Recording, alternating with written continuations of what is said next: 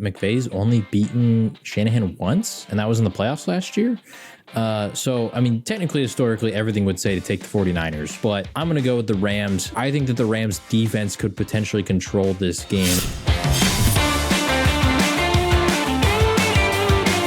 Alrighty, welcome back to Shut Up and Ball. I am Aaron Chow, accompanied by Mr. John Harris, of course. We are back to do week 4 picks against the spread today. So we're going to dive right into last week's results. Still early in the season, and who knows, maybe going forward there might be a lot of different picks. But we had another week last week where John and I had a lot of differences. And luckily, finally for me, broke my way. I went 9-7. John went 6-10. And here we are back this week. So I have a 1-game lead on you. There was technically going into this week. There was, I think, 3 games last week that I was so I was like, I'm going to take a risk here. That was the Cardinals. They did not cover. That was I guess it wasn't really a risk because it was the whole pod curse thing, which it worked for both of us. Yeah, that doesn't count. Yeah, so not that one. We kind of. It worked for both of us there. But then the third one was Washington against Philadelphia. I was like, you know what? I think Washington might be able to keep it close. They didn't do it either. So 2 of those games that I felt like I was taking a leap, and of course I got them both wrong. It happens, and we're only in week 3, and we've already had 2 lead changes thus far, basically. So we'll definitely be more in store today. Just spoiler alert, I already counted them up ahead of time. I did that beforehand this time so we don't have us both staring looking like we have the past few weeks. But yeah, so let's start off with the Thursday night game, and that is the Cincinnati Bengals at Cincinnati, favored by 4.5, hosting the Miami Dolphins. Once again, if you don't know spread, basically if one of us picks Cincy, for example, Cincinnati has to win by 5 points or more to cover the spread. Otherwise, if they win by 4 or less, or Miami wins, Miami's correct. So now we got that out of the way, though. John, what are your thoughts on this one? I got the injury report here. It's looking like Tua is going to play. I know there was some concerns in regards to the injuries he had going into the game. Have some guys questionable, other guys questionable. Jalen Waddle, your guy Cedric Wilson, Xavier Howard is even with a groin issue too, and then Raekwon Davis, they're a defensive lineman stud, and also Taron Armstead, their big tackle. So quick turnaround off that really crazy Buffalo game. John, what are your thoughts on this one? Also, real quick, could you tell the people where we get the spreads from? I saw some Instagram comments because obviously, so just for anyone listening, we're making these picks on Wednesday. So the spreads probably, some of these will have changed by the time that you're watching this video.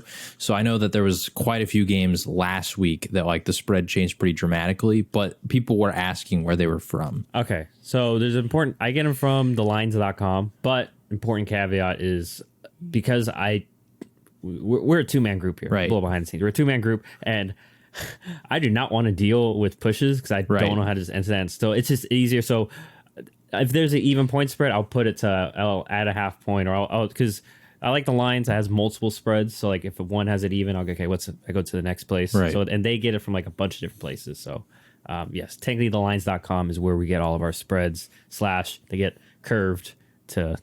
Some will get curved to us. So these are our own spreads, basically, but we are pulling them based on official sources. Yes. Yeah. Only 1 or 2. And so technically they're not wrong. It's just not one from one full source. Anyway, so anyone who's wondering that on our Instagram, there you go. There's the answer. And like I said, and we're not sponsored by them or anything. It's not I just use them because they're easy. Yeah, and like I said, we are recording this on Wednesdays. So once we get closer, because typically on Wednesdays too, nobody has actually officially been ruled out unless it's a crazy significant injury or it's for the Thursday night game. So last week when we recorded the Chargers game, the spread was massive. If Justin Herbert had gotten ruled out of that game, it would have flipped very large the other way. So that's the caveat. Anyway, for this specific game, Bengals, Dolphins, I'm going to go with the Bengals here. This is a really tough one. Honestly, outside of last week's Thursday game, 3 out of these first 4 Thursdays have been really solid matchups. We had the Bills and the Rams. We had the Chargers and the Chiefs. Last week's was boring, but now we got the Bengals and the Dolphins. Dolphins are 3-0. The Bengals are 1-2, but I think that they're a better team than their record would indicate. And I think that stylistically, this is a really interesting matchup because we got a lot of stud receivers in this game, and that's going to be pretty exciting. But I'm going with the Bengals here because I think that Joe Mixon is going to be the X factor. We just saw Miami was able to beat Buffalo, and I think that Buffalo is similar in the fact that, which Josh Allen and Joe Burrow are very different types of quarterbacks, but star QB, great receivers on the outside. Both of those teams have very similar things in that regard. But I think the difference is that Cincinnati's offense also has Joe Mixon, who has not looked very good this year. I'm banking on a Joe Mixon bounce back at home. Miami's defense might prove me wrong again. I wasn't super high on them last week. They proved me wrong. If they do it again, then I might have to stop picking against them. So, yeah, I'm going with Cincinnati here. Like I said, I think the X factor is Joe Mixon. Let's hope Cincinnati, their defense doesn't do it again, at least in my sake. So I'm going Miami. This is what that thing you just mentioned, the spreads too. We got them on Wednesday. So maybe I was just surprised that Cincinnati was favored by this much. I mean, I know it's basically you get 3 points for being at home. So technically it wasn't that close. But surprised they're fairly favored at all. And maybe the Tua injury, he was questionable, like we mentioned throughout the week with I think it was the back and ankles, what they're calling it, even though I think he's concussed. Anyways. But yeah, I was surprised to get that. So I'm going Miami because I think honestly, if I had to pick who's going to win, I think they're going to win. But even regardless, I just don't see them losing by a lot. I think, yet last week the Bengals offensive line was better, but they weren't, amazing. But this week they had to play Miami. We know they blitz a lot. They do a lot of creative things too, blitz wise. And not only that, they have the horses to do so. Jalen Phillips has, been really good. Obviously Melvin Ingram, we all know he's very good. And they still have Christian Wilkins and they got Trey Flowers. They have a litany of guys they can throw at you on top of the fact that probably one of the better coach secondaries as we know too. So I think the Bengals will have their opportunities because Miami is aggressive. They'll probably have a big play or two possibly. But I just think that end of day, I'm not confident that the Bengals can protect Joe Burrow, and I'm not confident that the Bengals can get the run game going. And at crucial moments, kind of like we saw against Buffalo, although Josh Allen got out of it most of the time, the play, he still didn't get the throw maybe where he wanted to, or missed the timing with the receiver.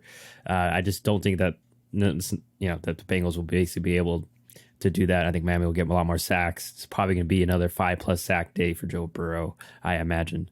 And then on the flip side, it's kind of like the opposite, where both sides are meh on this side. We know Miami has weapons, but we also know Bengals are just pretty solid all around. And I will say, Tyreek, real quick on this, the Bengals DJ Reader defensive tackle is going to miss significant time, and although he's not the biggest, sexiest name, that's a pretty key loss for the defensive line because he's the anchor that holds everything together. So it could be interesting to see if Miami gets the run game going. Could be true. I don't think it will. I bet maybe that will be a factor, just me personally, even with the Reader info. But just the receivers, I mean, like I said, Tyreek's already called out publicly Eli Apple. And Tua already said today if he sees him one-on-one, he'll throw it. Regardless, do you if they think don't they're going to let that, Eli Apple cover Tyreek Hill? I really don't think they're going to let him do it. Not one-on-one. Definitely not. I mean, it's Tyreek Hill regardless. Right. There's only maybe 2 or 3 corners that I would dare put one-on-one. So anyways, regardless, I think they're not going to let that happen. But Miami will have opportunities. And once again, another reason I think that they'll win or cover is that they'll have their opportunities. And we've seen too, they don't need the sexy splash plays down the middle. They can just not really dink and dunk, I want to say, but get these short passes, get the quick passes to these speedsters and Waddle and Hill, and they can make plays. And they also have Gesicki and such just as their third option, which is pretty good. So I just think the offense will do enough like they've kind of done all season, and the defense will come up big, make some plays against that struggling Cincinnati offensive line. I was very happy to get the points for this one, and I'll take it. So that is our first difference of the day. Now we're gonna move on to the game over across the pond. Yes, these games are back. The London games are officially starting.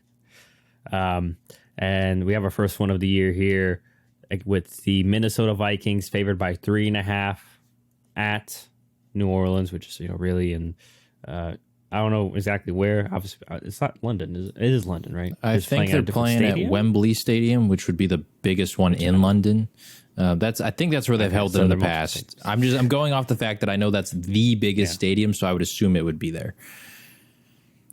Yeah, I don't know much about soccer and such, or football, as people outside the US would say. So I don't even know there's more than one stadium in London. So that's why I was asking. There's a lot of teams based out of London, and they have a lot of stadiums. Yeah. In fact, I don't think there's actually a team that even plays at Wembley. It's so big and historic that it's kind of been retired at this point. So they don't even. Anyway, that's a different story though. But anyways, pulling up the injury reports, not much to go. I mean, obviously the only big one for the Vikings is going to be Dalvin Cook. He hasn't practiced yet, is questionable, may have a shoulder issue. He said there's a harness I think he's been wearing to try to help it. Had to get pulled out last game, so who knows about this game. Zadarius Smith was also questionable, but he's been dealing with a lot of issues, so it's possible they're just holding him out for rest. For the Saints, though, they have a lot. Jameis Winston dealing with a back issue. He is questionable, but I believe Saints head coach already kind of said that he was going to play. Now, Michael Thomas is questionable with a foot injury. He didn't practice Wednesday, so that could be big.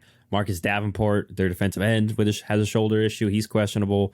So is Marcus May, their safety. Paulson Adebo, their corner, also questionable. And Traquan Smith and Jarvis Landry also questionable for this game, as well as Alvin Kamara.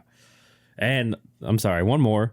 Guard Andrews Pete, so one of the offensive linemen. So a litany of guys on the injured report here for the Saints as they travel across the pond. What are your thoughts on how this one will go down? Well, I know that the Saints have all these crazy injuries, but I'm still going to take them. Going to keep it short and simple. I just don't really like what I've seen out of the Vikings so far.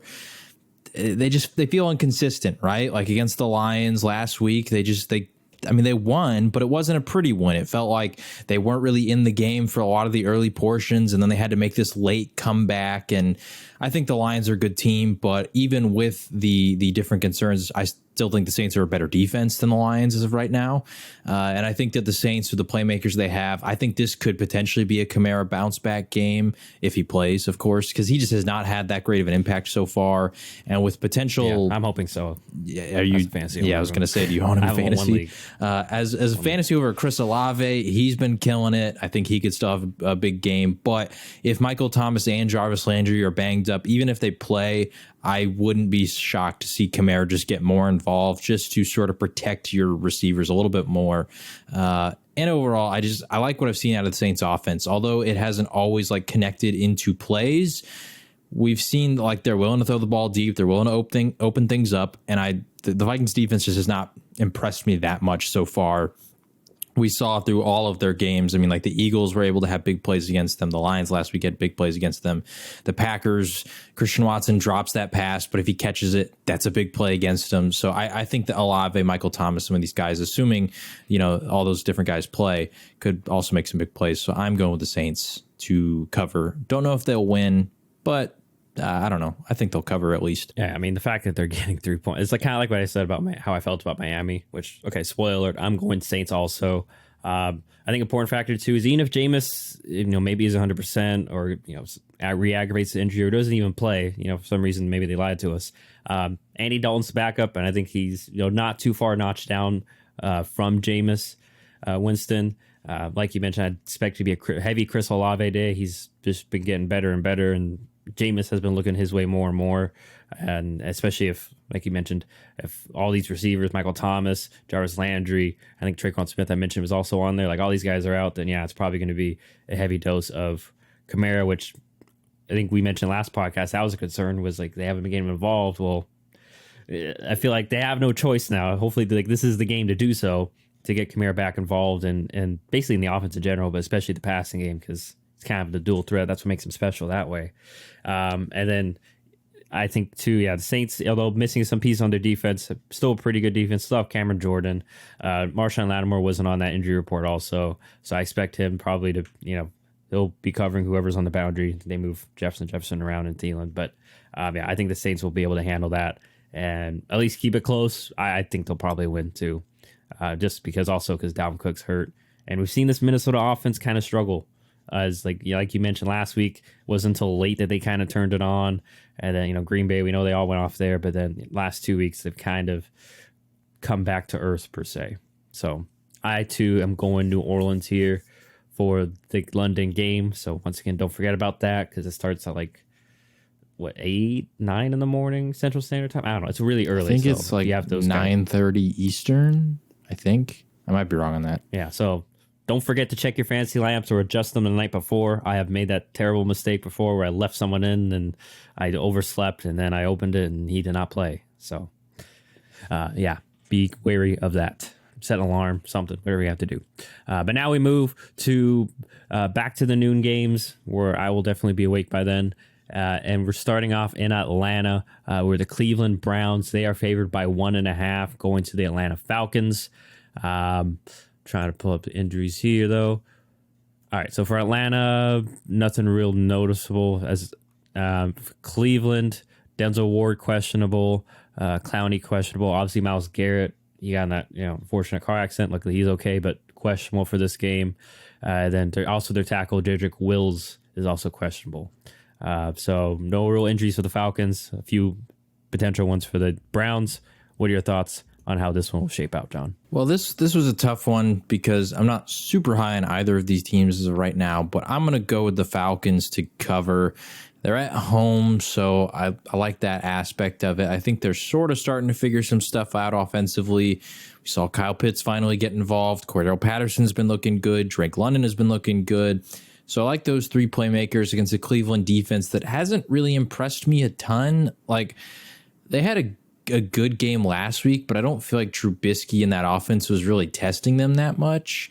And also the offensive line's not very good. So, what do you expect? I think the Falcons are better in terms of their willingness to throw the ball deep, and also their offensive line's better. So I don't know. I just think Atlanta's a little bit better than some of the teams that Cleveland has played so far. They played the Panthers. They played, like I said, the Steelers. Just some teams that haven't super impressed me, which Atlanta also hasn't either. But I don't know. Maybe it's just I'm still a little biased because of that Rams game, where they almost beat them. That game kind of impressed me with the Falcons, and I was like, oh, okay. And even the Saints game, those are two teams coming into the year I had high expectations for. And so the fact that Atlanta was very close and honestly could have won both, I was like, wow, this is kind of pretty good. So I don't know. We'll see. But I'm going to go Atlanta here. I think the Myles Garrett stuff concerns me too. First off, incredibly blessed that he's alive. His car flipped multiple times. That could have been a very scary situation, and he's coming out there with a couple bruises and lacerations, and that's kind of it. So, and all that, and he flipped things like a fancy Porsche, if I remember correctly. All that to save an animal. So shout out to him choosing his car over an animal. Well, he obviously didn't make that choice but he tried to help save the animal and exactly had to pay the price for his car. Right. With his car. He can afford it. So, good for him. But anyway, I'm a little just concerned about the primary Cleveland guys that are kind of dealing with injuries. Like you said, Jedrick Wills, Denzel Ward, Myles Garrett, a lot of guys who are kind of questionable that might be banged up that I think Atlanta could maybe be able to make some plays if those guys aren't 100% or even if they're not playing. So, I'm going to go Atlanta to cover. All right. Well, here we go with another difference. I'm going Cleveland, although, I don't expect Myles Garrett probably to play. He doesn't really factor too much into my decision. I think ultimately to kind of stop Cleveland, you got to just stop their run game. And then they really aren't that creative passing wise. And it is Jacoby Brissett back there. But I just don't think Atlanta can really do that. And I think Cleveland will be able to put them in a bind. Once they start ripping off some runs with Chubb and Hunt, and Atlanta will probably start crowding the box. And I think we've seen thus far that Jacoby Brissett's good enough to get the ball, especially on this play actions. Also uses legs to extend some plays. And on the flip side, I am worried about maybe, especially if Cleveland's pass rushers are out, maybe they'll have an issue containing Mariota. They've been heavily involving him in the run game along with Cordell Patterson. But at the end of the day, I just think Cleveland won't have issues moving the ball. They'll keep scoring points, and at some point, Mariota is going to have to keep beating them or beat Cleveland with his arm. And like I mentioned before, I just think Mariota makes too many mistakes and turns the ball over a little bit too much for my liking. And I just feel like a crucial turnover or two will occur with him. So I'm going Cleveland to 1.5 point spread. So we're basically picking who's going to win here. But yeah, I think especially with the the AFC North, kind of up for grabs still. I think they're the leaders. If not, they're like a game behind Baltimore. They realize this is a game that you have to win. You should win. If you want to be a playoff team. So going with Cleveland there. John going Atlanta. Another difference on the board. But now we head over to Jerry's world, aka Dallas, John's team. The Dallas Cowboys, they are favored by 3.5, hosting the Washington Commanders, almost hit football team. Obviously, Dallas, you got some key injuries there, or DeMarcus Lawrence questionable, but I expect he'll probably play. Michael Gallup questionable. We'll see about him, as well as tight end Dalton Schultz. And then Connor McGovern also listed as questionable, but they didn't list the reason why. They being ESPN on their site. And then for Washington, their cornerback William Jackson III questionable. Tackle Sam Cosmi also questionable, and a few other guys, but. Yeah, we'll just bypass them. So, John, how are you feeling about your Cowboys against the Commanders this Sunday? Well, it's worked out for me so far, so I'm just gonna go with the pod curse kind of stuff. I'm taking Washington here to cover. I don't know. I could see a path in which they do. I think that their defense, although it's not super impressive, like they have some playmakers like Montez Sweat, and we haven't seen Tyler Smith. He's been playing left tackle, and he's actually been very impressive. So shout out to Tyler Smith, because he's been proving me wrong so far. We haven't seen him, like, he's been tested, but I don't know. I don't think he's faced a pass rusher as good as Montez Sweat yet. And so we could potentially see Montez go on that side. Terrence Steele also has been good, but once again, like I said, these defenses that they've played so far, like Tampa Bay, good defense, but it was mainly like Joe Tryon that was kind of doing the work in that one, and I think he was on the opposite side of Tyler Smith. And then against the Bengals, they just don't really have any like crazy dominant edge rushers that made that big of an impact. Like Sam Hubbard's pretty good, but even he sometimes will like mess around and like go through the inside with the guards, and I wouldn't say he's like an elite of the elite. So, and Trey Hendrickson also not a like elite of the elite, despite how many sacks he got last year. So I don't know. I think that Montez Sweat could maybe cause some problems. The big bodies on the defensive side do worry me, because historically Tyler Biadasz has struggled against the big sort of defensive tackles like Vita Vea. We even saw that against the Buccaneers. Luckily, you got like Zach Martin, who can sort of help overcome some of that stuff. But against Washington, you got Deron Payne and Jonathan Allen. You got two of them. So, you got to pick your poison there. Also, like you said, Connor McGovern is questionable. I don't know if he's going to play. He hasn't played the last couple weeks. And they put Matt Farniak over there, and he was kind of struggling. So then finally Jason Peters came in, and he played left guard last week, and he actually looked pretty good. But once again, we'll see. There's just some question marks I have about the offensive line that, like, I could see a path for Washington to have some success. But ultimately, I'm kind of just picking them for the pod curse, and I'm unashamedly saying that. And if I'm wrong because of that, then I'm okay with that. And if I'm right, then I'll be depressed. I might have to stop doing it. Yeah. Well, I'll be interested to see if like we go through another week where the pod curse works out, which a little spoiler to later. But in regards to this one, I'm going Dallas. I think we saw last week Carson Wentz was under duress. I know Philly's probably a better front seven, top to bottom, than Dallas's is, but they still have DeMarcus Lawrence. We saw him have 3 sacks last week. We know Michael Parsons is a great pass rusher, and some solid other guys as well. And Dan Campbell always throws some creative blitzes, and it's like I already alluded to, Washington's offensive line isn't that great. They're kind of having issues running the ball, so their only real success is kind of dropping back and throwing with Wentz and with those receivers and weapons they have. But I just think they'll probably have success. But once again, because of all that, I feel. I mean, I wonder what the over and under for Wentz turnovers are, but I just feel like he's at least bound for definitely 1, but probably 2, at least a fumble and probably an interception. So that's why I feel like on that side of the ball. Then other side, I just feel like I think we've talked about, Dallas's offense found a good formula. They're committing to the run, getting a more run like formations, and finding good balance between Zeke and Pollard, and then also off that finding some good play action plays to hit CD, and like we mentioned, dropped a few passes last week. So who knows if definitely one of them was probably going to be a touchdown or 3 more points. So maybe that game is less close than it seemed to be. Might I just add to, I lost a fantasy game because he dropped that. So thanks, CD. Appreciate it.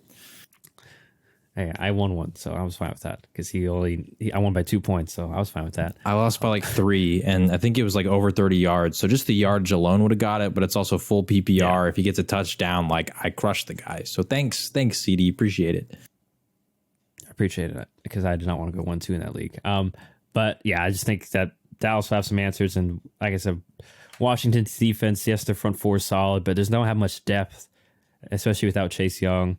And their defense is pretty simplistic. We've seen everyone kind of move the ball on them with success. I know Philly didn't have a great second half last week, but I think that was just more of them taking their foot off the gas pedal and running out the clock. So John invoking the pod curse or jinx for his favors to keep the Cooper Rush train going, keep that win streak going. Although I just want to say too, sorry, last point, we are both on the train where when Dak gets back and if Dak's healthy, you put Dak in. None of this Cooper Rush. This is not Dak sits on the bench. Not a QB controversy. Stop. Let's all be real here. Let's all be real. Cooper is a great story, great guy, proven he's a really good backup. But we've all seen Dak. Dak is Dak. So, anyways, just want to put that out there because this is you've already seen. There's people, real Cowboy fans on that train. It's Jerry Jones' fault. Like, I can't even blame other people because Jerry Jones started this. If he just didn't say anything, or if he goes, no, like Dak's our quarterback, then none of this happens. Yes, and it's a lose-lose as someone who saw Matt Flynn, ball out and then get a because that's what would happen if because they'll probably stick with Dak because they're stuck with Dak with his contract. So then okay, but you still lose your backup and yes, he got paid, good for him, but. How does that help you as a team? There's no win-win. There's no winning situation I see in that. I don't know what Jerry's doing. So now we go to Detroit, where the Detroit Lions are favored by 4.5, hosting the Seattle Seahawks. So definitely two teams that we haven't expected much from this year. For the Detroit Lions, TJ Hawkinson questionable. Amon-Ra St. Brown also questionable with an ankle injury. Same with Josh Reynolds. DeAndre Swift is looking like he won't play in this game. I think Dan Campbell mentioned that they're probably going to rest him for a couple of weeks, get him back to full health. And then, pulling up who's Detroit? Who did I just say Detroit played? Seattle. Sorry, Seattle. Once again, NFL site is not great for this. Or Seattle. So Seattle, okay, I wasted my time. There's not really mainly anyone of note except for Marquise Goodwin, their wide receiver. Questionable, but he really hasn't had much impact this year. So, John, how are you feeling about this one?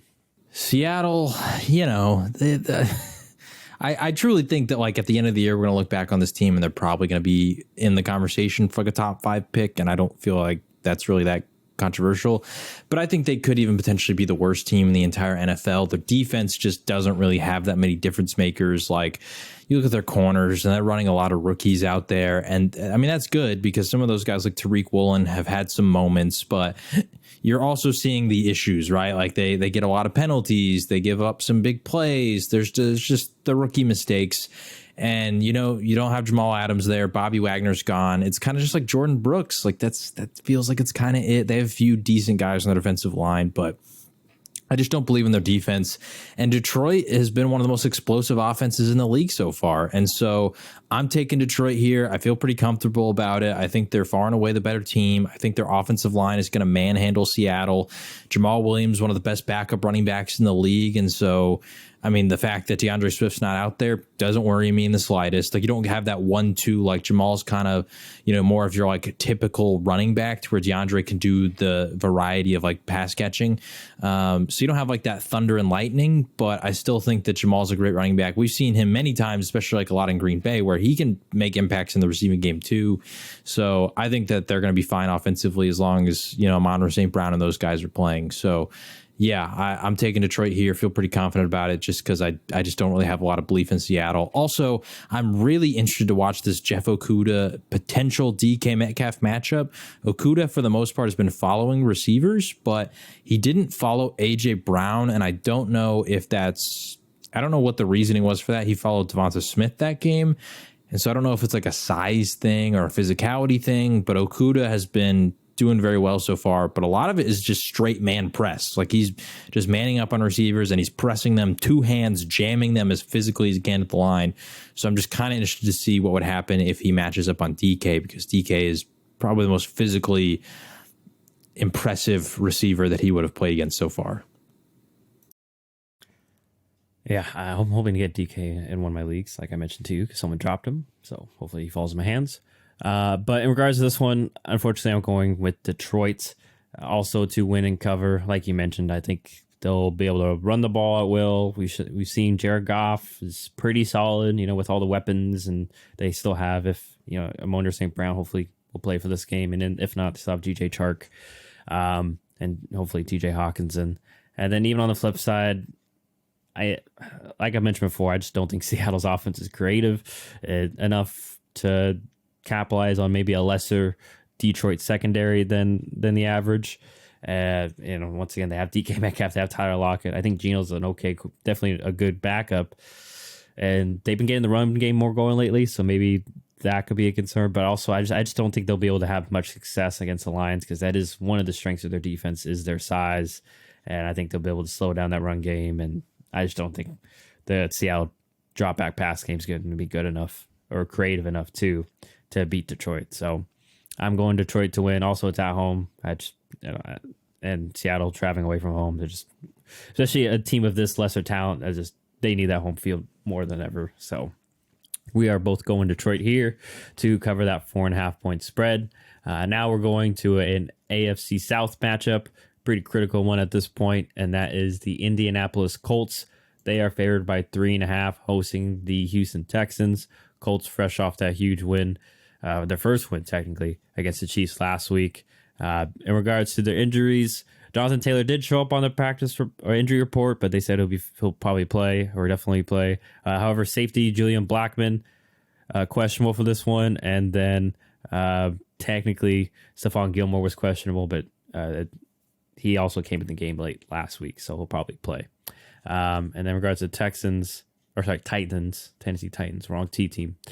Tennessee Titans, not really much of note. Armani Hooker questionable, cornerback Christian Fulton questionable, and Traylon Burks didn't practice Wednesday, but that's due to an illness. So where are you going with this one, John? Well, this one, with the spread being so close for a divisional game, like 3.5, I don't know. I could see it coming down to a field goal, and that part worries me a little bit because neither of these teams have been that impressive so far, and so I was kind of hoping that it would maybe just be like a pick 'em almost. It's not, but I'm going to go Tennessee here because, like I said, if it comes down to a field goal, if it's a tight defensive game, both these teams are very run-heavy teams, so I think we could see a lot of long drives, not a lot of explosive, high-octane like passing attack offense. So yeah, I'm going to take Tennessee here just because I just have a feeling this is kind of going to be a low-scoring, close affair, and 3.5 just feels a little too big for me for a Colts team that, yes, they beat the Chiefs, but it wasn't like they destroyed them or anything. It was a close game, and so if Tennessee does that same thing, close game. There you go.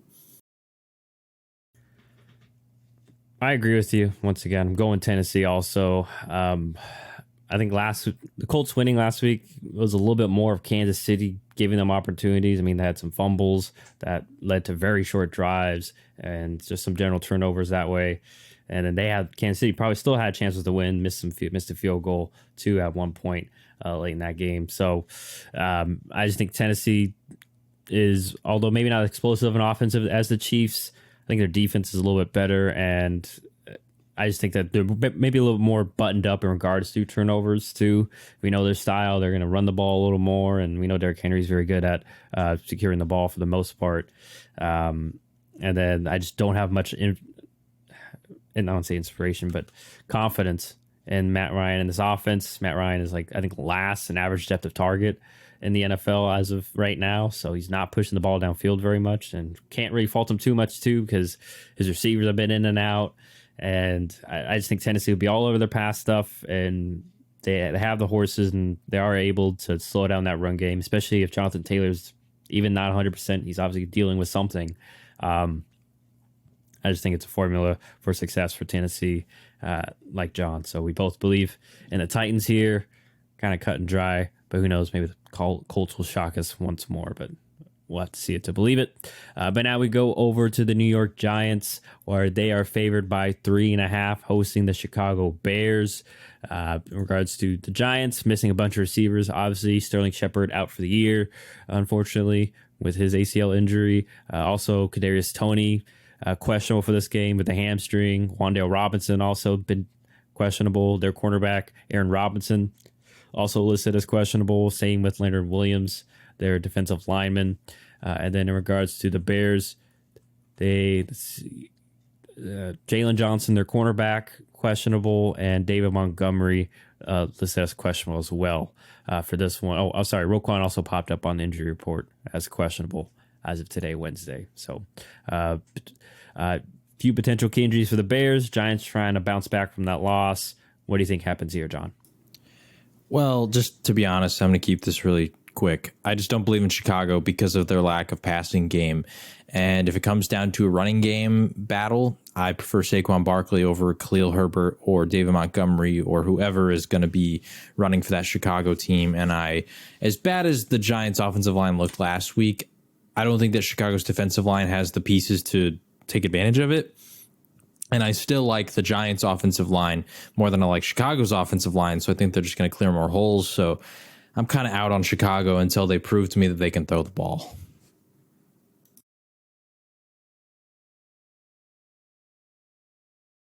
You're still muted, by the way. Yeah, that would help. Old habits. For that reason you just listed is the main reason why I'm going with the Giants also. I don't know why they won't free Justin Fields, like, a few more spread out fight, some shotgun stuff. I mean, we see they do it for Kyler Murray. That's a strength there. They do it there. Same for Mahomes. That's the identity of their offense. I mean, quarterback still such a big impact has bad phrasing there. They just don't do much with the passing game with them, and that's what frustrates. That's basically what John's saying, and that's what's just frustrating. They don't even give him opportunities, and they really haven't really helped him.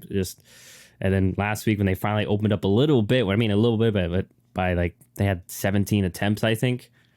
I mean, how do you expect a quarterback to get in rhythm, to make mistakes, but also learn from those mistakes by literally on the field if you don't give him the chances to do so. So although we're not huge Daniel Jones believers, I think that we've seen the Giants offense is solid enough where they can move the ball when they need to with, their short passes, Daniel Jones throwing the ball, and Saquon also carrying the ball as well. And, the line, is solid enough to at least open holes now for them to have opportunities. So we are both going Giants there. But now, speaking of your division, keeping it kind of there, we're going to Philadelphia for this next one, where the Philadelphia Eagles are favored by 6.5, hosting the Jacksonville Jaguars, the Doug Peterson revenge game as he returns to Philly since being let go. In regards to Jaguars, not many injuries. Only notable one is a cornerback, Shaquille Griffin, listed as questionable. And then for the Philadelphia Eagles, Darius Slay questionable with a back issue, so that might be important to look out for. Devonta Smith was limited, listed as questionable, and Miles Sanders also has a hip issue, and he was listed as questionable going into this game. So, John, how do you feel about your division rival Eagles in this one? I might be biased. I might be drinking the Trevor Lawrence Kool-Aid. I don't know. I'm taking the Jaguars. I don't have much logic to it. I feel like this game could potentially turn into a shootout. And I kind of like the Jaguars in that situation. I've mentioned this in the past so far. I haven't really seen the Eagles get tested that much, but we have seen some of these other teams have success. Like the Lions were able to put up a lot of points on them, and they were able to turn it into a shootout. And they didn't win, but they covered. And I feel like this game could potentially be similar to that one. So I'm going to take the Jaguars here. Like I said, I'm a Cowboys fan, even though I'm wearing a Chargers jersey. So I might be biased. And I have been hyping up the Jaguars, so I might be drinking the Trevor Lawrence Kool-Aid. And if I'm wrong on both those things, or if I'm wrong because of both those things, so be it. But I'm going Jacksonville. I don't have great analysis for this one because I'm with you. I really like both these teams. Only one I do have, though, is a May potential, at least according to the weather report. And once again, this is 4 days out. So with my luck, it's going to be bright and sunny in Philadelphia. But according to the weather report, possible chances of some rain during the day. So I think it's going to be I just think Philly fits the more of the muck it up type game, and where it's going to be ugly, may not be able to pass as much. And I just think Philly's O-line, D-line's better at this point, although Jacksonville's is pretty good. That's all I really got. And if Jacksonville's still a young team, this is more of just I kind of want to see them, contend, stay in this type of game, and then I'll start believing in them to do so. But for right now, I'll stick with Philly because they went through that last year, and I feel like at this point they know that they're really good, and this is a team that it's close to them in talent, but they'll just execute better at the end of the day, especially if it's a dogfight type game like the weather may anticipate.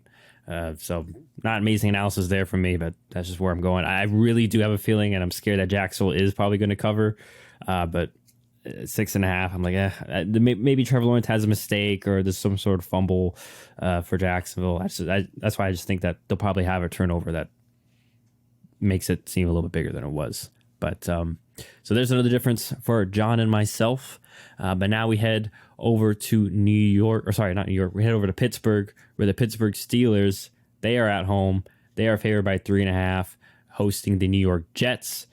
For the Steelers, safety Minka Fitzpatrick been dealing with a concussion, but he practiced full Wednesday, but he's questionable, so who knows there. And then one of their cornerbacks, Akilo Witherspoon, was ruled out last week. They haven't updated that injury report. Thanks, ESPN, for even making me read that, but he may be out for this one too. And then for the Jets, maybe getting back Zach Wilson, so that's good news on the injury front. However, one of their linebackers, Quincy Williams, listed as doubtful. Defensive end, John Franklin Myers, also listed as questionable. And then that's about it there. So, John, what are your thoughts in regards to this one between the Steelers and Jets? Taking the Jets, Zach Wilson, I believe, is actually ready to go. He's ruled as he's playing. So that's interesting because it's his first game back of the season. So we haven't been able to see him play yet. So, there's just some concerns maybe there. But that's interesting. And I think that, I don't know. I don't really have belief in Pittsburgh's ability to get pressure, even despite the Jets' offensive line not being that impressive. And so I'm going to go ahead and take the Jets here. I think that Breece Hall could have a pretty good game as well, considering that, once again, TJ Watt's out, and he's just kind of the catalyst that makes that defensive front go. And Breece Hall is getting involved in so many different ways that I'm just really interested to see the impact he has on this game. I think Elijah Moore could have a bounce-back game. And we've seen Garrett Wilson has had success as well. So I like what I'm seeing out of the Jets, and I'm going to take them to cover. I don't know if they win, but honestly, if I had to pick who would win this game, I'm going to say the Jets. Well, we are on the same page there. I am going with the Jets also. I think they're probably going to lean more to the run game just because it's Zach Wilson's first game back, and Pittsburgh's always kind of wild with their coverages and blitzes, so they'll probably keep it simple there. But nonetheless, on the flip side, I mentioned him pretty much every podcast. I have no belief in Steelers' offensive line. I think the Jets' front four, even though they may be missing pieces, will still have their way and just wreak havoc on poor Mitch Trubisky. We know the receivers are good and they find ways to kind of get them the ball, but they're all just, this is not much they can do otherwise. They can't really even run the ball well that effectively to even get those guys opportunities. So, yeah, I'm going with the Jets.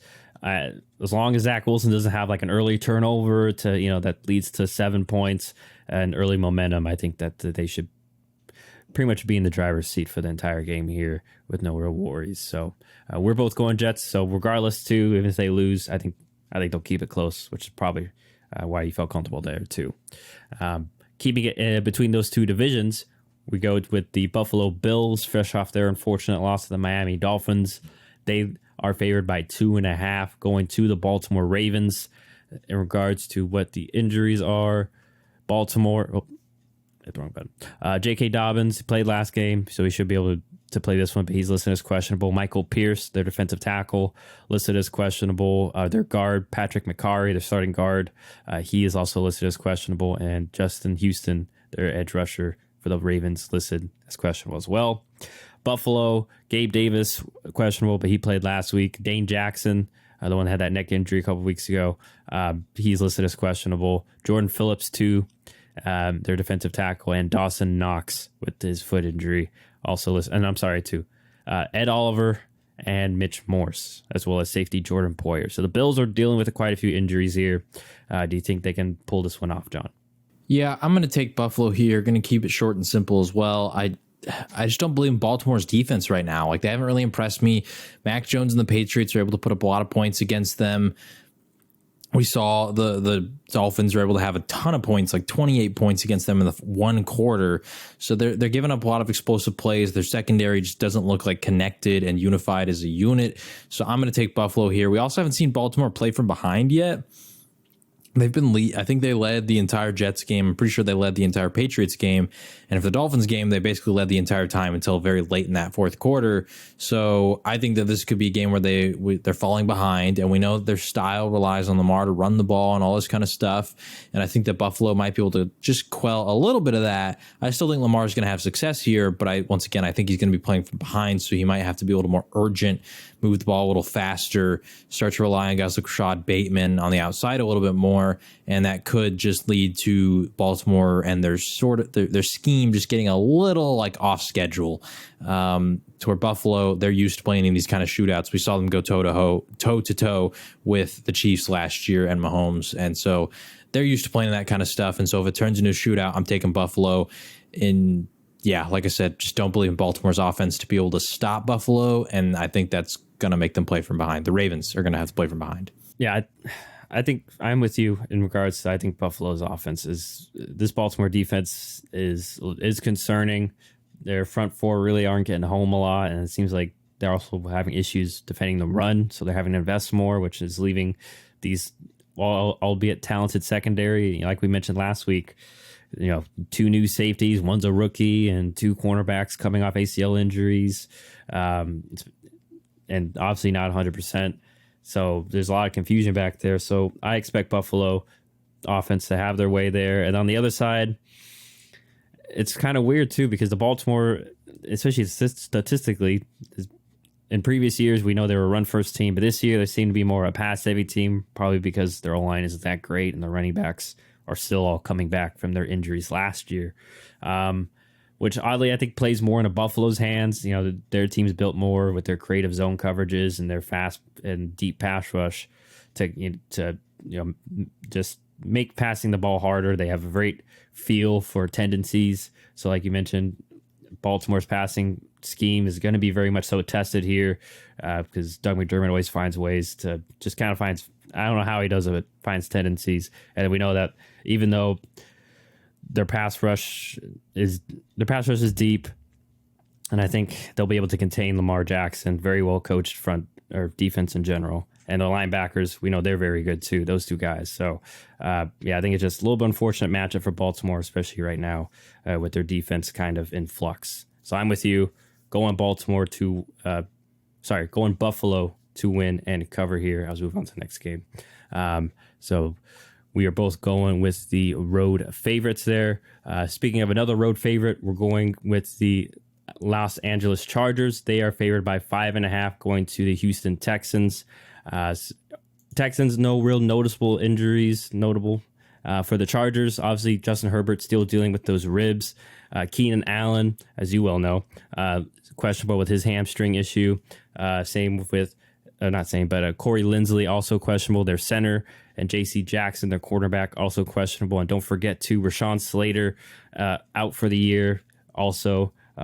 So that is big going into this game. So left tackle is going to be a huge thing to look at. How do you feel about this one, John?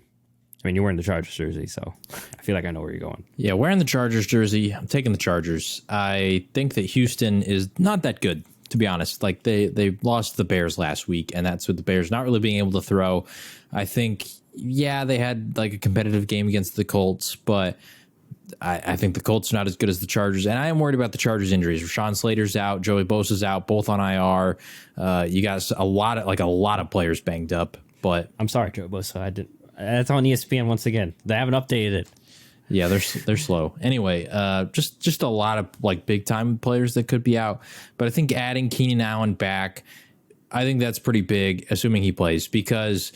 And I'm going to assume he plays because I'm pretty sure I heard that he was supposed to be back this week. But they just don't have a lot of other players besides Keenan Allen, at least at receiver, that can effectively create separation consistently. Like Mike Williams is a very good receiver, but he's not good at creating separation. He's good at contested catches, and that's a good thing because he can't get away from people. And I think that he's great at natural separation, just being taller and longer than everybody else. He uses his size very well. And I think that can come into play here because although Houston's secondary has been sort of feisty and they've made some plays throughout these weeks, I still think that Mike Williams can make some plays, and the fact that Keenan Allen can start eating on the intermediate stuff, I think that could be a pretty big difference maker. I'm assuming Eckler has to get a little bit more involved considering that Slater's out. You got to get the ball out a little quicker. Maybe that means more check downs, more dump offs to Eckler. So I think the Chargers are going to win and cover here. It's just in large part because I don't believe in Houston. And despite all the injuries to the Chargers, I'm not overreacting to last week against the Jaguars. Yeah, I think the Chargers win this one, but I'm not overreacting to last week. But I'm going with Houston. I think they'll keep it close. They're a well-coached team. And I think the main thing, especially as my main point, is Chargers offense, even if they do get Keenan Allen back, we haven't seen the run game really get going, so they kind of been their success is only really in the pass game. So I expect Houston to be ready for that, and just no one that really can take the top off the defense is still a concern. So I feel like they're just going to be all over their concepts and not really be afraid to get beat deep. Even though Herbert's a great deep ball thrower, and heck, he might find a couple opportunities to fit one in there, but I just don't think anyone's get open on their own. And then on the flip side, I am scared about the Davis Mills factor, just the fact that he might turn the ball over potentially, but also I think that Houston will probably lean more on the run game. They've been slowly freeing Dameon Pierce, and I think we saw last week the Jaguars had a lot of success running the ball. So it seems like the Chargers' issues of the interior run defense seems to be still prevalent and could be prevalent. So we'll see this game to confirm. I just feel like that will be Houston's recipe to keep it close, but they'll probably have a key turnover or two. And I just don't see the Chargers blowing them out, basically. So I'm kind of threading the needle here, but I'm going Houston, but I believe that the Chargers will win also. Ultimately in the day, I think Herbert, especially with Allen back and Mike Williams and Austin Eckler, they'll do enough for them to win this game. So we'll see what happens there for me, as that is another difference for John and myself. Now we go to Carolina, where the Carolina Panthers are favored by 1.5, hosting the Arizona Cardinals. I'm not. I don't see any key injuries. I'm just gonna throw it to you, John. Your thoughts on this one? Well, I don't think this will be an injury, but I'm assuming Rondale Moore is going to play. If he doesn't, Cliff Kingsbury is guaranteed to play next week. So keep an eye out on that, I guess. I'm going to go with Arizona here. Honestly, I just don't believe in Baker Mayfield. I have not been impressed with him as a DJ Moore fantasy owner in like 3 different leagues because I assumed that Baker was an upgrade over Sam Darnold and PJ Walker. He looks bad. He looks bad. Like there's throws that are there for him with DJ Moore and some of these guys, and he's not making them. I don't believe in Ben McAdoo, like we've talked about many times. He's not getting Christian McCaffrey involved, and that's if McCaffrey even plays. He did not practice today due to a thigh injury. I haven't heard that it's like major going to keep him out. McCaffrey's kind of always dealing with small stuff, so I wouldn't be shocked if this is just a little thing on the injury report and he still plays. But I just don't believe in the Carolina offense right now, and it's sad because I want to support Matt Rule and that team, but I don't believe in them. And although I don't also believe in Cliff Kingsbury, I do believe in Kyler Murray, and so the fact that I don't believe in both the play caller and the QB for Carolina, and although I don't believe the play caller in Arizona, I at least believe in their QB. So I'm going to Arizona here to win this game. Although they are the underdogs and they could cover if the Carolina wins by 1, it's basically a pick 'em, and I'm taking the Cardinals. Well, I am taking the Carolina Panthers. I think the defense matches up really well, especially athletically with Arizona. I think especially their front four the Panthers front four. I think they'll be able to contain Kyler along with their linebackers. And we've said this a billion times. We saw the Hollywood Brown route tree in our group chat. I just think the Panthers will be all over their concepts. We know they have a solid secondary, so I think they'll be all over that. Probably create a turnover or two is what I'm really kind of baking on. I am concerned about Carolina's offense, like you mentioned, but I just think they'll probably find a couple ways to move the ball, and this Arizona defense is pretty aggressive for better or for worse. And I just get this feeling, especially with, like you mentioned, like DJ Moore, there has to be like a big DJ Moore play coming. Like I just feel like you mentioned, I think we both feel Matt Rule is very smart, and I feel like he probably has to be telling Ben McAdoo, you got to find a way to get this man the ball in his hands, because it's probably will help our offense a lot. I just suspect, I won't be shocked if he has like a 10, 11 target type game this week. Probably a few, like I said, a few design plays to at least get him and Baker going. And I'm just not confident, like I said, on the other side, that Arizona, they've had a very poor lack of explosive plays that aren't Kyler Murray running around and then, finding a seam himself, running into the ball himself. So, this is more just an indictment on Arizona for me. But I'm going Carolina. John's going Arizona. So there is a key difference there for us. Now we go over to my Green Bay Packers. They are favored by 10.5, hosting the New England Patriots. For the Patriots, no Mac Jones as looking like in this one. I think they've already pretty much mentioned that it's going to be Brian Hoyer starting instead. So that's probably why it's that high of a spread. A lot of other injuries for them. Defensive tackle Devon Godshaw, Jacoby Myers questionable. Their wide receiver Kyle Duggar, Jalen Mills. I can keep going on, but I'm not going to. And then for the Packers, I think Christian Watson, if I remember correctly, yes, Christian Watson is questionable. Alan Lazard too. AJ Dillon. More notably, Jair Alexander. He left last game with a groin issue, so he may not. He is questionable. So who knows if he'll be in for this one. John, how are you feeling about this one? Another one I'm going to keep simple. I don't believe in Brian Hoyer. I don't believe in the Patriots play calling. I'm going with your Green Bay Packers. I know that it's a big spread, but I just truly think that this is a game in which Aaron Rodgers and that offense can start to click. We could see more Romeo Doubs kind of becoming more of what the preseason hype was about. And ultimately, I just think that Packers defense is just going to be a living nightmare for whoever is quarterbacking that Patriots offense. So I'm taking the Packers, and yeah, so far, at least when we've done the pod curse thing where one of us picks against our team, every time that I've picked the Packers and you did not, they've covered for me. So if I'm going to get the Cowboys one wrong because they win, then I have to take the Packers here, assuming you don't. Yeah, I'm not taking the Packers. Just vote, and the only reason is pod jinx. That's the only reason. Because otherwise, if for some reason you're using us as a rubric to like potentially place a bet or have some sort of investment in this game, listen to what John says when I'm saying. I have no further analysis because, like John mentioned, I am invoking the pod jinx, and that's the only reason why I'm going to New England.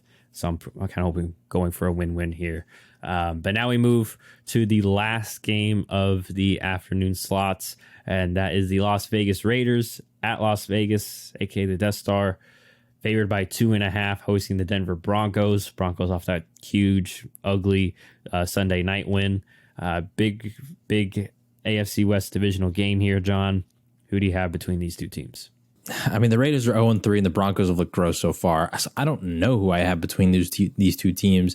It's just not that great of a game. Like, I'm hoping that maybe this is like a wake-up call, bounce-back kind of game for the Broncos, but I have not really been impressed from what I've seen so far.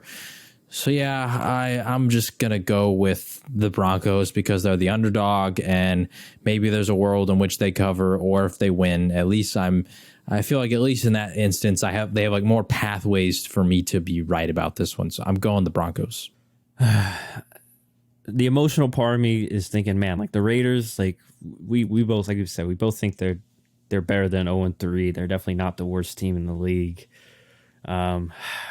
And I want to go with them, but I'm going with Denver too. I just think Denver's defense has been, underrated. They've done a very good job. They've been the quiet hero while this offense is still finding its way. And who knows? It just feels like any week now. But I'm like, this offense can finally reach its potential. but I feel like with every week that it doesn't thus far, I've been like losing faith that it will happen. I'm like, man, like is Russell. I'm not saying it, but the thought has crept in my mind that is Russell washed? Like, did Seattle trade him at the right time? I'm just saying, but who knows? It could be Nathaniel Hackett too. That's what, I'm just saying Russell because Nathaniel Hackett's been the easy target, but maybe it's been Russell. But yeah, I'm going with Denver here. Just a little more playmaker, especially on offense. Russell, I think he still has a few moments. He obviously has connection with Cortland Sutton. We'll see if Jerry Jeudy plays and if he can catch the ball because him and Shannon Sharp were going at it over Twitter because Shannon was calling him out on that. And Shannon was the only one. One of my friends that's a Denver fan was too. But yeah, just this Raiders offensive line's been a big issue. Just real quick on the Jerry Jeudy thing. Like, I feel like it's a little bit of an overreaction to that one deep bomb. Like, I get it. It sucks. He dropped one pass. It's the same thing with CeeDee Lamb. Like, it sucks. He dropped one pass. But apparently hands have been an issue for him. That's what I haven't been watching Denver games that closely, so I can't firmly say. But I haven't either. Multiple Denver fans say that. If that's the case, then I get it because as a CeeDee Lamb Cowboys fan, I totally understand. So if this isn't just about one drop and it's actually a history of drops, then I take everything I just said back, and I totally understand. And that's why I'm sure. I'm like 87% sure it is, and that's a random percentage, obviously. So then I'm sorry, Denver fans. Don't rail me in the comments. But last thing, too, is I'm just not confident in the Raiders' offensive line. It's kind of limiting what the potential of this passing game and the run game that we know that the Patriot system can be that Josh McDaniels is running. So that's about it. We're both going Denver there. But now we head over to the Sunday night game, and that is between the Kansas City Chiefs. They are favored by 1.5. Technically, this game's at Tampa Bay, but due to Hurricane Ian, NFL, I've heard they've already talked. Remember, this is Wednesday. We're talking about this, so by the time it comes out, they'll probably have a spot nailed down. But apparently, they're looking at Minnesota. I think was where they would relocating the game. But regardless, it probably will not be in Tampa Bay. Probably. Oh man! All right, let me try to sum up this Tampa Bay injury report. Just real quick, too. The Minneapolis is confirmed as the contingency site if it gets relocated. Okay, which. I mean, wouldn't be shocked if it does. But for the Bucs, missed injury report.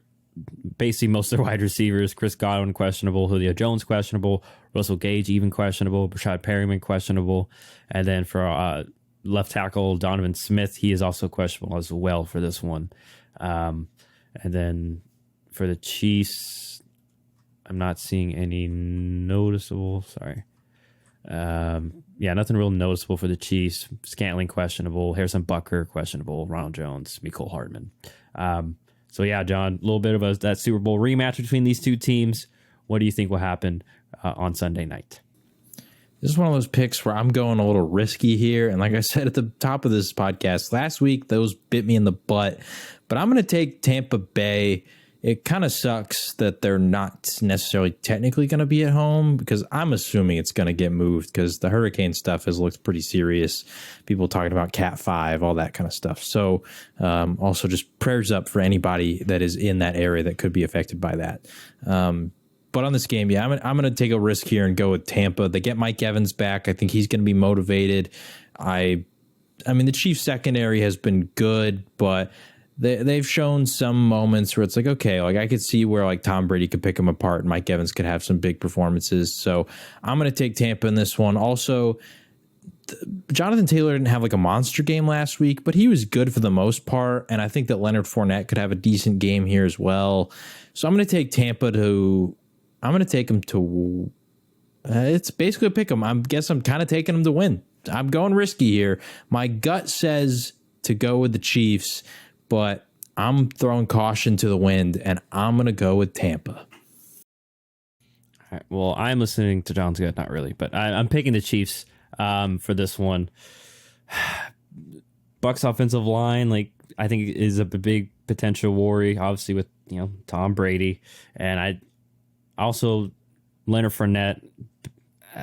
He's always kind of worn down, especially in recent years, and especially with how much they're using him, since he's basically the only back they have.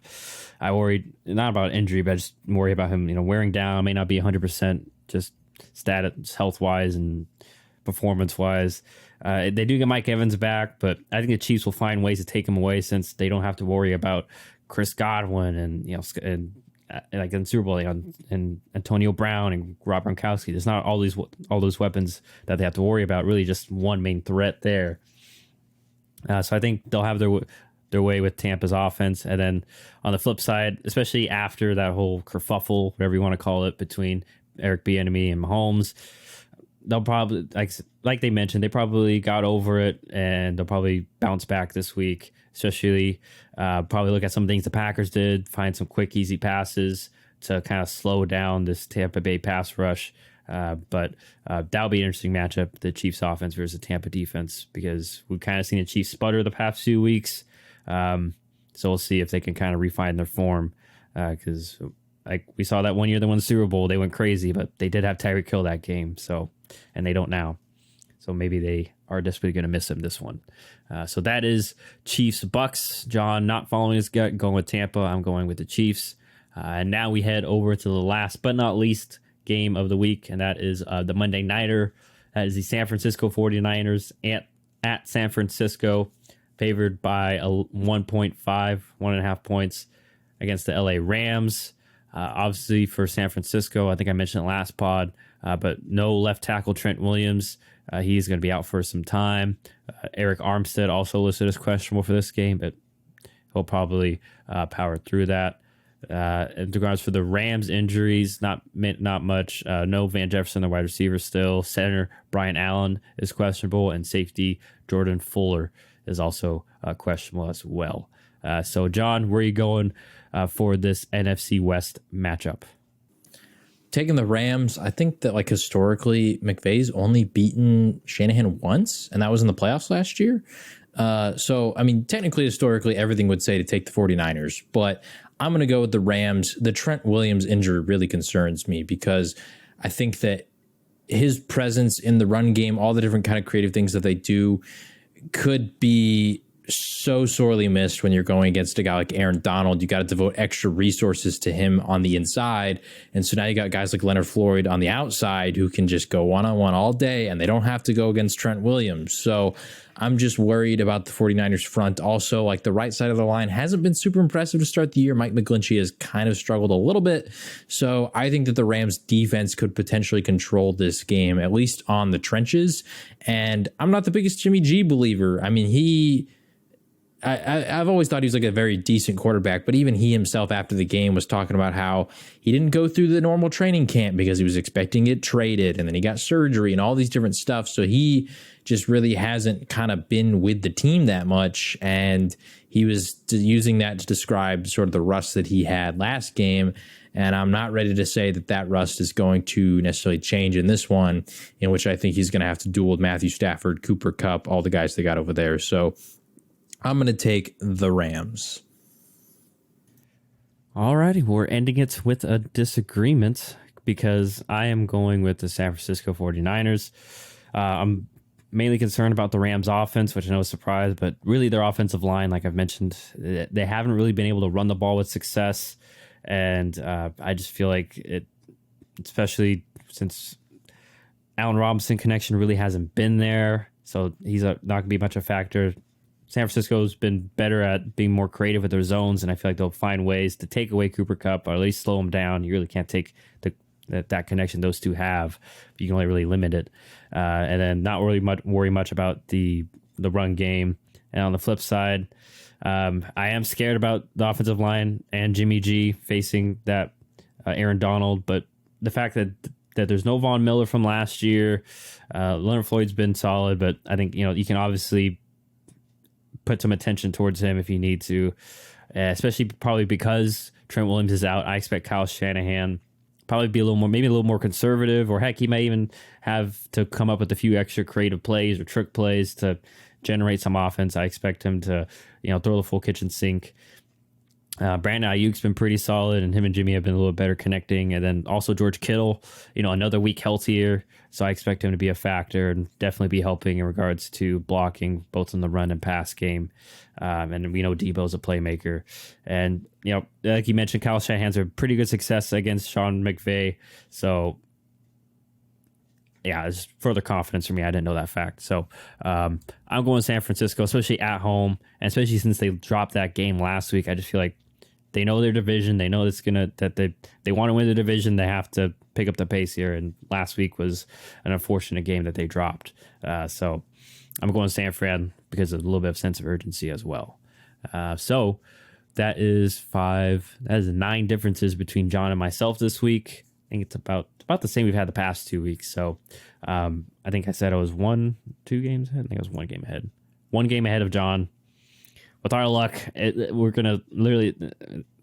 1 game is going to be the difference, and like John will get it, then we'll be back to being tied. That's what it was last year, and I just get the feeling it's going to be this way. But hey, maybe we get the crazy week where one of us, the momentum swings their way, and they get a huge lead. But as always, you can watch us on YouTube. We are on the road to 1,000 subscribers. We're at I think 577, so getting close to 600 as of right now. Our page is Shut Up and Ball. And then that's also our Facebook page name as well. On all podcast streaming platforms under the same name. And then our main source of social media, which is Instagram, and that is at Shut Up and Ball Pod. And then we do have some TikToks. Our TikTok and Twitter are at Shut Up and Ball. Otherwise, y'all enjoy your week 4. We'll be back to react to that next week. And so, yeah, enjoy your weekend, everybody. See you in October.